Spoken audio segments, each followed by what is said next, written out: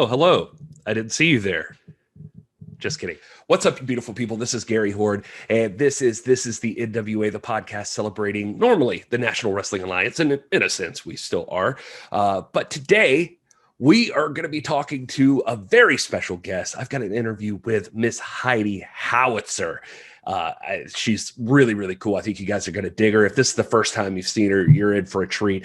We even give some tips on some matches you can watch of hers that are available for free so that you can get prepared to see her compete at Mission Pro Wrestling's Tournament Out of Hell. It takes place on Friday, November the 6th. It's at Pinball's Kingdom in Buda, Texas.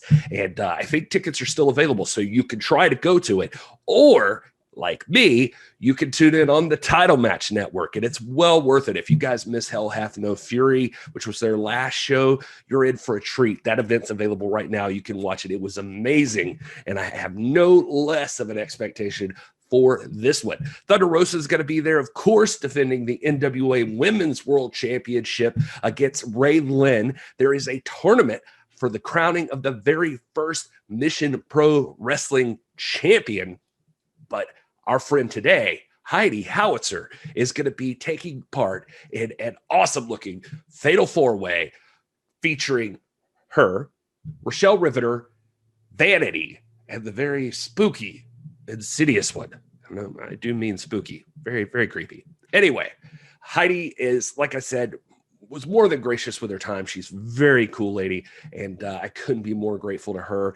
I hope that you guys will check her out and let her know if you enjoyed the interview so that maybe we could have her back on. We had a limited window, so she was very cool about the time that she had available. And that's it. That's all I really wanted to say. I just wanted to let you know that we appreciate you guys, and we hope you tune in to Mission Pro Wrestling. We're sponsoring the event. We're very proud to be sponsoring it.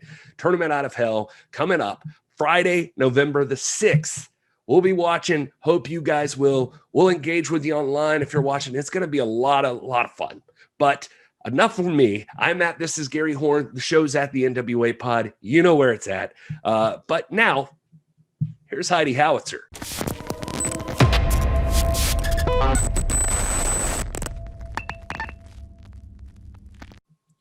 Yes. And now I am here with Heidi Howitzer. Hello, Heidi. Howdy. Yeah, this is official now. Now we're actually recording. So it's a real interview with real professionals. Yeah, something like that. I got to tell you, I was like super intimidated. Like, did I knew I was going to interview you because you in the ring or the pictures I had seen. So, no offense, I wasn't familiar with you ahead of this. So I've been like studying up on you. And so as I was like looking at pictures, I was like, oh man, she looks like she is going to be like interviewing the Road Warriors or something. And they're just going to want to like rip me in half or something. And they're not going to want to talk to me, but you're actually very fun loving, it seems like. So yes. Most of the time, I mean, unless you get between me and my like meal, then I'm usually pretty friendly. So, so it's an interesting take because you've got the post-apocalyptic look and everything, but you do, even in the ring, like you're kind of, I don't know, more Sting than Vader, Yes. Both of whom I love very much. So right. Well, see, it's just, I would want to talk to Sting and not want to talk to Vader. So that seems pretty standard. So I appreciate that you're so nice, I guess. Is there a way, like, I mean, for you, like, is there any pressure to be one or the other? Like, as far as like how you act and oh my God, yes. So this is actually, so I've been doing this like right at 2 years now. I had my first like singles debut, my first really shitty singles match in January of 2019. And the whole time I've been trying to figure out what the fuck I am, and I hope swearing is allowed because I swear like a sailor. Okay, good. If you don't, I will. Oh, whew, all right. Then that makes two of us.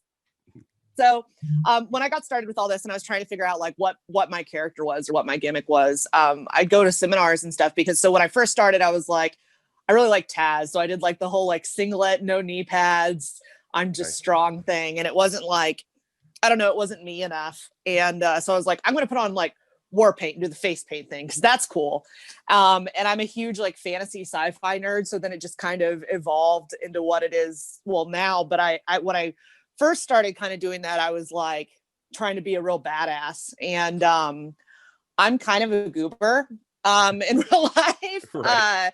And I'd always get asked at seminars, hey, are you a badass or are you a comedy character? And I'm like, yes, I don't know.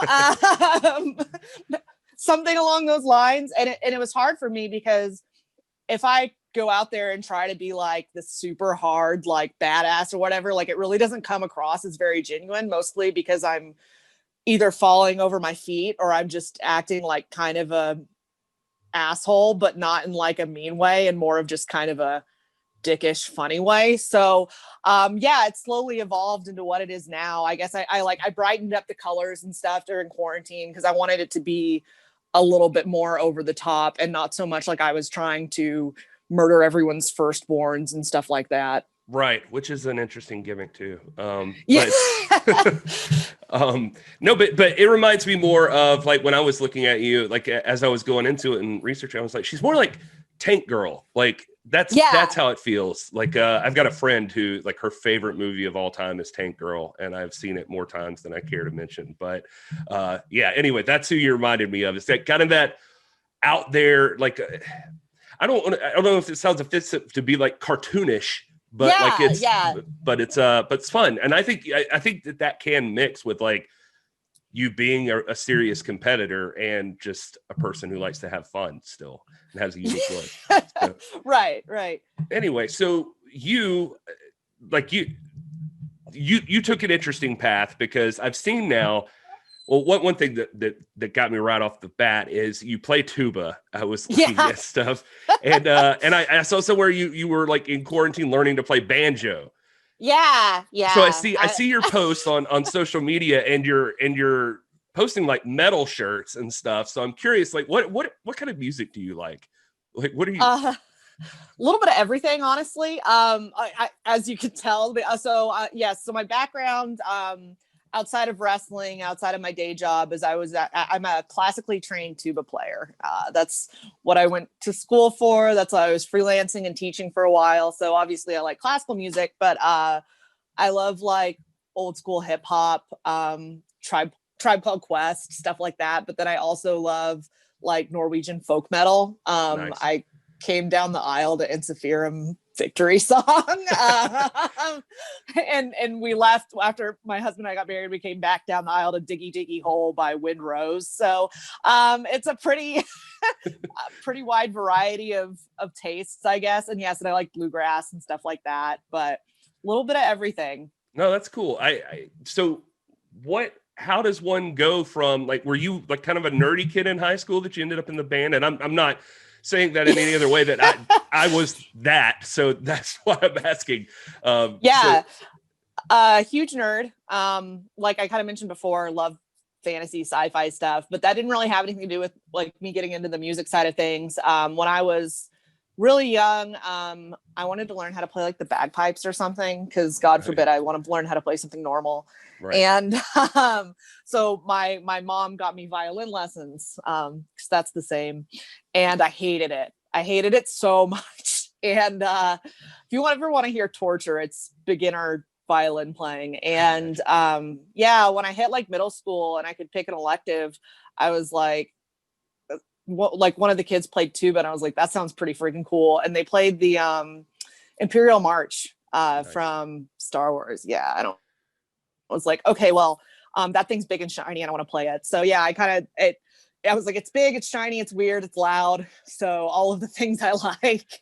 I was kind of hooked. Probably got you in shape too. That was always the thing with like tuba players. I always thought, man, that must be such a pain in the ass to carry that thing around. Oh, it's an unholy fucking nightmare. It's terrible. Yeah. So how do you go from that into, were you always interested in wrestling?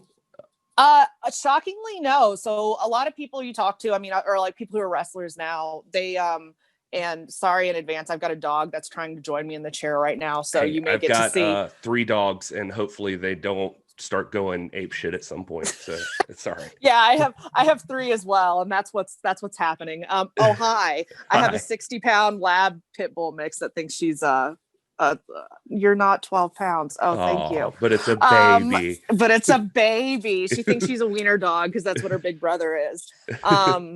So this is Buffy. Hi. Is it named after the vampire slayer? Yes. She's yeah, that's a cool name. I've got a dog named Willow, so it's yeah. Good choice. Excellent franchise. Yeah. So Buffy, what were we talking about before you so rudely interrupted us? Tuba playing. Oh, wrestling. Okay, so back to wrestling. No, you're good. I would say thank goodness we aren't live, but I feel like people would enjoy all of this that's happening right now. It'd be fine. So it'd be fine. Yeah. So anyway, I didn't watch wrestling really as a kid. Like I had the WWF video games and stuff that I'd play. It was always Kane because that's fun. Yeah. But I never really watched as a child. Then around like 2011, 2013, I was just flipping through channels one day, and I flipped on like an episode of SmackDown, and I was like, oh, this is fucking silly and ridiculous. I'm going to watch this. This is absurd. So yeah, that kind of got me hooked. I think it was like a Sheamus match. Oh yeah. I just remember like a lot of a huge expansive pale white skin and red hair. So I'm assuming it was a Sheamus match. I see that every day. So it's, so I'm just kind of used to it. Be sensitized to pale white skin and red hair. Yeah, I feel that. If I wasn't currently blue-headed right now, I'd be right there with you. And so I saw that, and I had a couple buddies who were big. Two of my best friends, huge wrestling marks, and I started going to like some of the independent shows with them, like all the VFW hall stuff, and drinking buckets of beers and heckling wrestlers. Which really that hasn't changed that much in my career as an actual wrestler. Right. Now you can just heckle fans. Right. Precisely. It's just the table's been turned. Watch out, fans. But yeah, so I was watching like the independent shows and stuff, and I was living back down in Houston, Texas. And so that was going on for a while. And then I guess like a year or two in, so I actually started dating a guy I met online, who then we go on a date and I find out, oh, he's a wrestler. Nice. Oh boy. Okay. Small world, weird. And who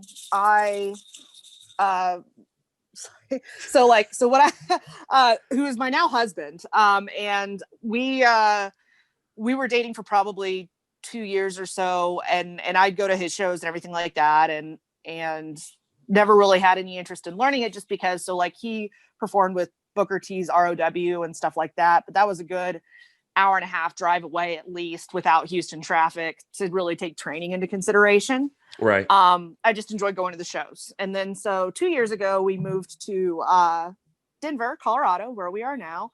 And he had semi-retired from wrestling, or retired, so he thought. And I had one too many beers one day, and I was like, hey, don't laugh at me, but I want to learn how to wrestle. So we're like 6 months in to living here, and I told him, hey, I want to learn how to wrestle. So he said, okay, I guess I'll start wrestling again too. And we found Rocky Mountain Pro down here in Denver, and I started training, and it was really hard. It's still hard, but yeah, it sucked. So you said, like, how long have you been doing it total then? It's just been like right a year? at 2 years. Just yeah, right about 2 years. Yeah. That's crazy. So it's so interesting to me when like people just like decide to, I don't know. I always wonder, like, what's the thing that makes it trigger? Because it's one thing to have the thought, like you right. said, like you just had the drunken thought one night, but you actually did it. You followed through. So yeah. I always wonder what that drive is that makes you just go actually do it. That's pretty amazing. Yeah, and I'm normally one of those people where, like, if I try something and I'm not very good at it, I don't want to stick with it. Right. Because, God forbid I actually work hard. But wrestling has been kind of the opposite of that, because I have a background in like powerlifting and strongman, so I'm strong, but I am not agile or fast or coordinated. So like all of those things you need to be a good wrestler, I don't exactly have as intrinsic skills or talents. I mean, So 1 out of 4 is cool. Yeah. Like if we just stand there, I can pick you up and put you down, but Right. and then talk shit the whole time I'm doing it. But after that, that's gonna be rough. So that's been a challenge for me for sure. Well, so when you said your off time, like, I mean, your profession, like what you intended to get into, is it the tuba stuff? Like, are you doing like music or? No, so I do that on the side, like I'll gig around and stuff. Okay. But I'm actually a territory manager for an industrial sales company. So Okay, all right. I didn't want to pry too much into your personal life, but I was just curious. You're good. Yeah. So I'm like on the road all the time, and I manage a bunch of dumb salesmen. How do those people take to your other hobby?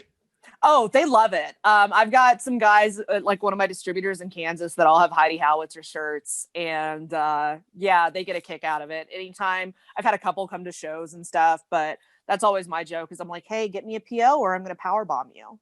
Yeah, nice. So.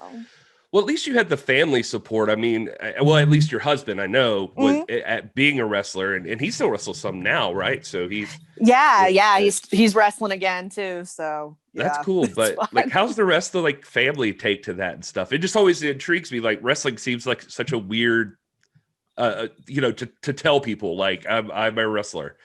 Yeah, it's an odd one. My folks are supportive. They think it's insane, but they get a kick out of it. My dad and my stepmom are actually coming to a show in November here in Denver. My mom's actually coming to the Mission Pro show because she's still in Texas. Like it's good. I mean, I'm sure afterwards they're gonna be like, oh, that was so dangerous. Why'd you do that? And stuff like that. But no, they're supportive. It's fun.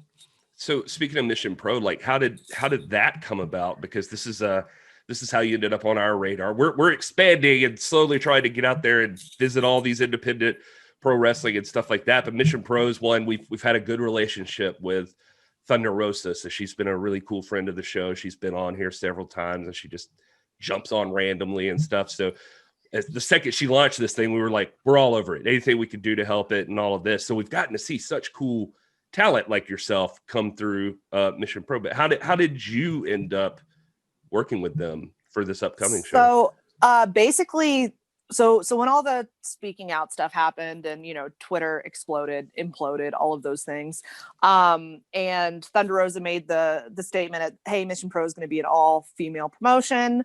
I knew she was in charge of it, and I had a feeling like, man, this could really be something special and get a lot of eyes on it and everything like that. And I knew she was going to be bringing in a lot of great female talent.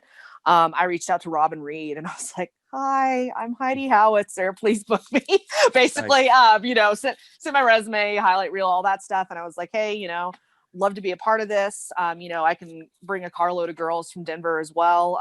So Rochelle Riveter, Ali Gatto, we're all lumping ourselves in and heading down there. But I was like, I really want to be a part of this, just let me know. And then so they reached out right after this last show to see what our availability was. And I think I was like, took me like 5 minutes to answer. As soon as I saw the email about like, hey, are you guys available? I was like, yes, we are.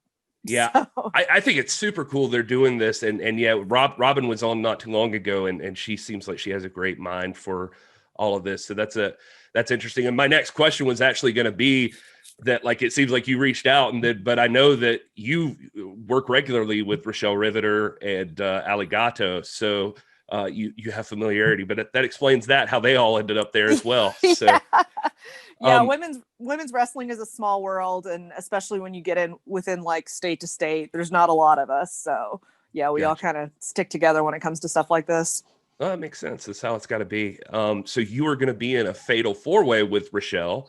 And now, do you have any familiarity with Vanity and the Insidious one, who has been putting out some really creepy shit?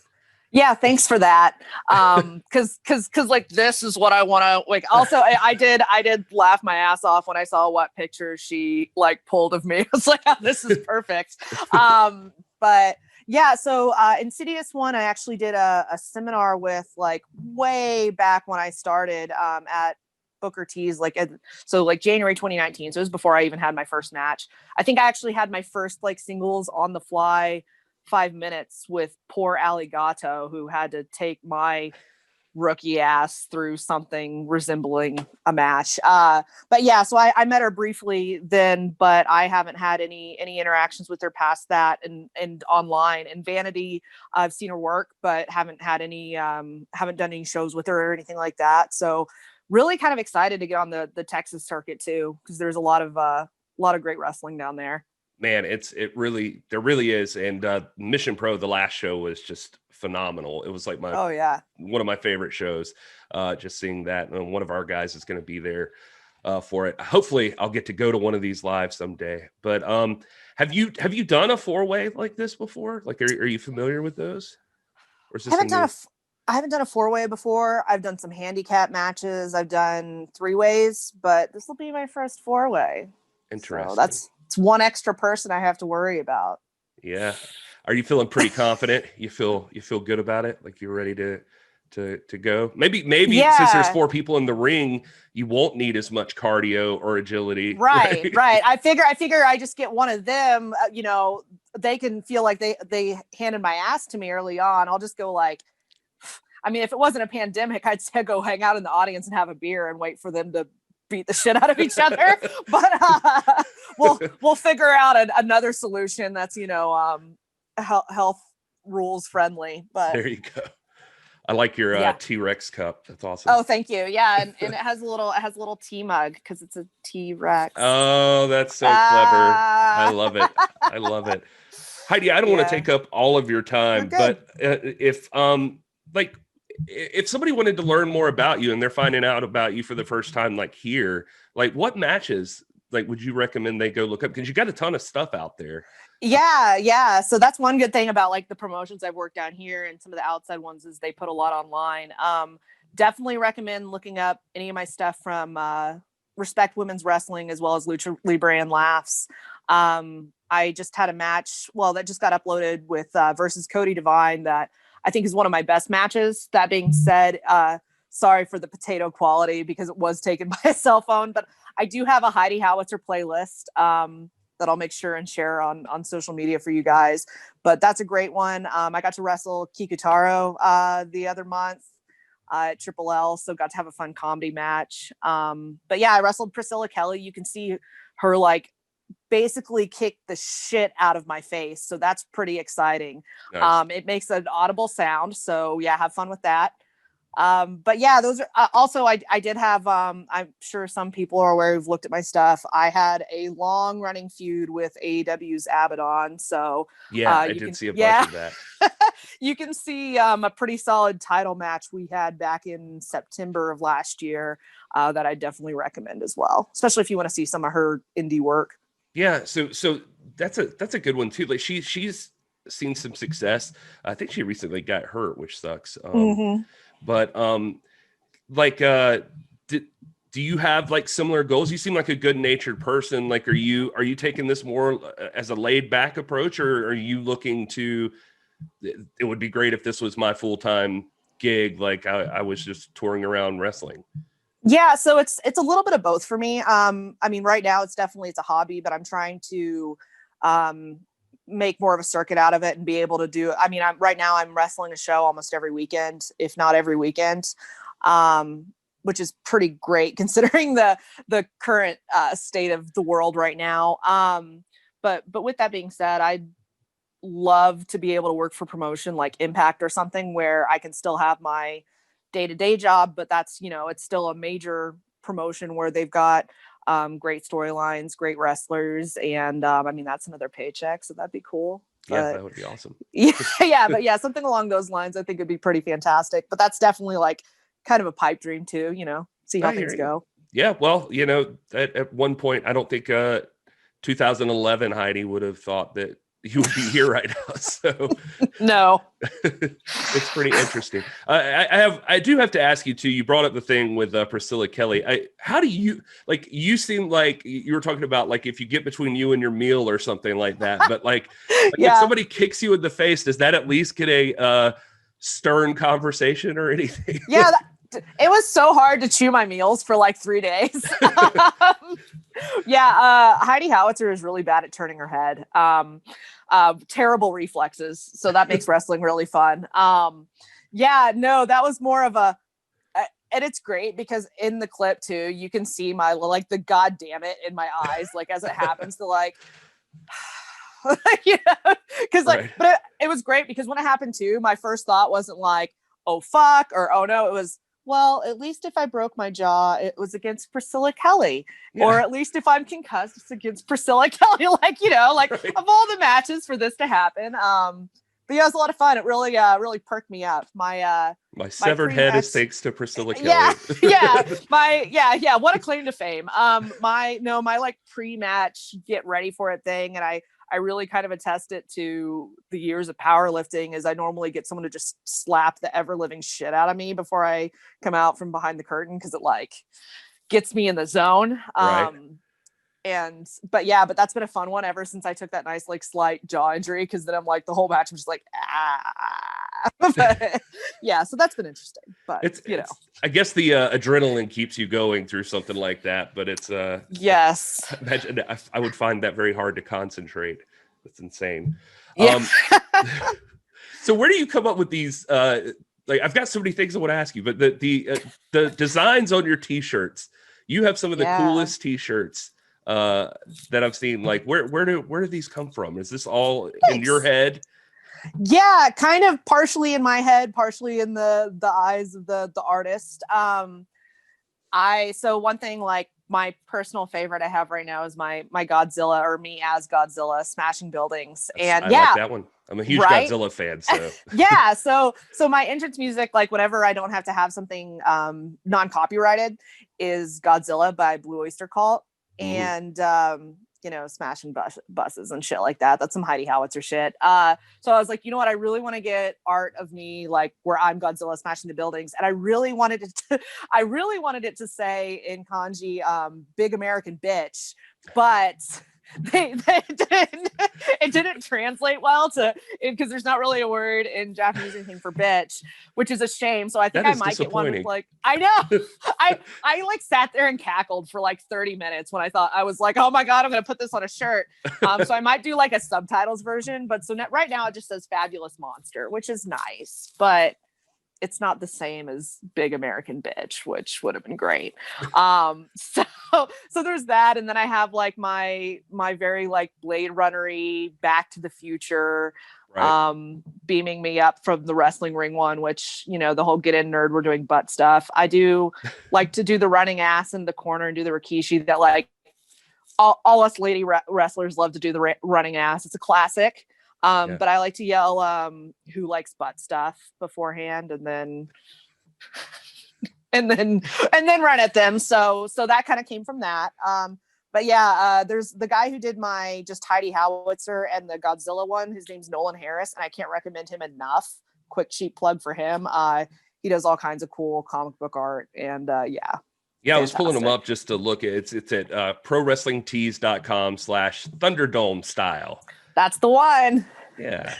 2-man enter, 1-man leaves. Yeah, there you go. Were you super excited that WWE created the Thunderdome, or did you hope that it was like surrounded by a cage or something and like they were gonna have yeah, like I see that's the thing is like I love the idea of like the Thunderdome as a wrestling thing, obviously, but I almost wish they had like sank into it harder and made it even like grittier looking and stuff. Like especially since it's WWE so cinematic now, like why would you not? It seems like an easy way to, but I don't know, something about them. They're real clean and pristine. Polished. Yeah, polished. And so they're not going to go for something like that. And I'm with you. I'm for the grittier stuff. So if they had like, they almost needed to combine that like Raw Underground thing or whatever they did with the Thunderdome thing and made it like its own. I don't know. See, yeah. That's why they need to hire people like you to have around to throw these ideas at them, apparently. I agree 100%. Don't hire me to wrestle because that's the shits, but hire me to do your marketing. I got this. At least you're confident. So there's that. Right. There's that. Thank goodness. Did you make these shoulder pads, by the way? I'm like looking at this. I sure as shit did. Yeah. Nice. Yeah, that's one of my favorite things, honestly. No, that's cool. I always appreciate that stuff. Like for me, like the wrestlers I like always had like, man, if I was Vader, I would have kept the freaking whatever that was, the helmet gimmick. Yeah. And the Road Warriors pads and stuff like that, man. All that stuff's awesome. So anyway. Oh, it's so fucking cool. Yeah, that was honestly like doing the prop making, because I have that, and then I like I made myself some like post-apocalyptic looking Nerf guns and stuff, and yeah, it's a solid time. That's awesome. Well, Heidi, thank you so much for doing this. I don't want to keep you forever, but tell people where they can find you on like social media, all the places. Sure. So all the places. So Facebook is probably the one I'm least active on as far as like keeping up to date with me, but I don't blame you. Heidi Howitzer. So there's that. But then my more frequented ones would be Instagram. You can find me on there as Thunderdome Style, or Heidi Howitzer. Just search for me. Lots of pictures. My lovely face, wrestling stuff, my dogs, delicious meals, that sort of thing. And then picking up heavy things, putting them down. And then Twitter as well. It's also Thunderdome Style, but there's no E in Thunder because some asshole, probably me, but I forgot my password, is already Thunderdome Style on there. Nice. Or you can just search Heidi Howitzer, same thing. And YouTube, if you look up Heidi Howitzer, there is a Heidi Howitzer playlist. So you can see me at my finest and at my worst, all in one centralized location. Yeah, we'll definitely link to that. And hopefully we can have you on again sometime. It was fun talking to you. Of course. You're great to talk to. I think people are going to love you. I'm excited to see you at Mission Pro as well. So we will be rooting you on from afar. Rob Stinson, who's on our show, the doctor, he is going to be actually there with a bunch of people that are fans of the show. So we'll have them chant some Heidi stuff or butt stuff at you maybe or something. I always get a butt stuff chant. So there's that. We'll also, grade A beef is another good one. Grade A beef. All right. Yeah. I like it. All right. Well, Heidi, thank you so much again for doing this. Yeah. Thank you, Gary. Really appreciate it. No problem.